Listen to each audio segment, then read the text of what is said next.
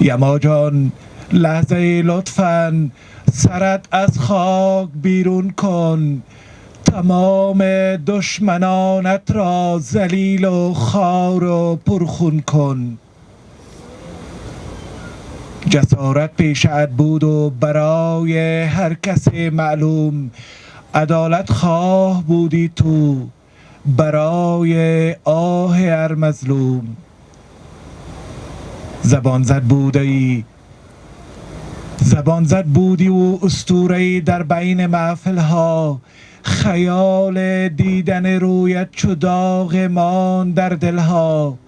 سیاوش های این عالم به یادت اشک میریزن، تمام عالم و آدم به یادت اشک میریزن.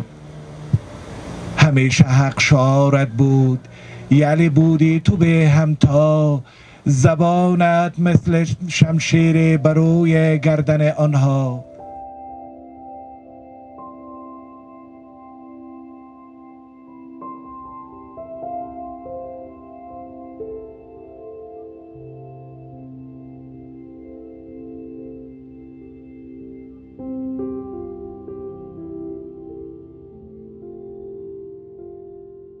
من حیث کسانی که باید پرونده از را پیگیری میکردیم، وظیفه ما اشک ریختن نبود. وظیفه ما ای بود که باید بریم و عاملین ای رویداد غمناک تاریخی را پیدا کنیم. ما عضو کمیته بودم که باید این قضیه را بررسی میکردم. متاسفانه وقتی که همیشه بر از این فکر میکنم و حال از کنار بانک ها میگذرم و وضعیت ورشکست اقتصادی را متوجه میشم، ما باز به فکر یما میفتم و میگم که این گپ های در دل داشت که میخواست افغانستان از این حالت نجات بده. این حالت ورشکستگی که در بانک ها امروز آمده، این میخواست ای را افشا کنه و از این حالت که امروز سر مردم آمده جلوگیری کنه. مگر متاسفانه ما و جمعی از دوستانی که وسط جنرالای وزارت داخله بودن حتی اجازه داخل شدن به بانک نیافتیم و تا به آخری اجازه را نیافتیم. حال خدا کنه که بسیار دیر نشده باشه، خدا کنه که اثر که باید از بانک به دست بیاید به خاطر پیگیری از این رویداد از بین نرفته باشه.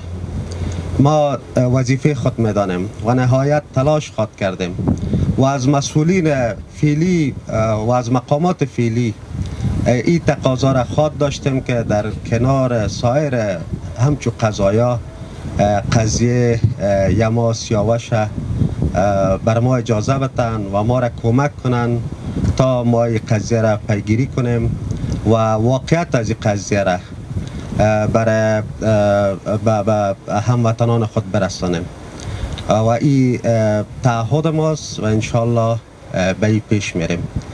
امروز 17 عقرب سال 1400 هجری شمسی است، برابر با نخستین سال شهادت یما سیاوش، خبرنگار، شاعر، نویسنده و خطاط چیره دست. یما سیاوش در همین روز سال قبل به شکل ترور شد و ناجوانمردانش ترور شد. امروز شماری از خبرنگاران که یاد بود از شهادت یما سیاوش است که با هم جمع شدن و دعا میکنیم و بر روح یما سیاوش و این نشان میتیم که راه یما سیاوش ادامه داره و هستن جوانان دیگری، خبرنگارای دیگری که راه از او را امروز ادامه میتن و به پیش میرن. پژواک خبری اژانس د پیښو ریښتینې هنداره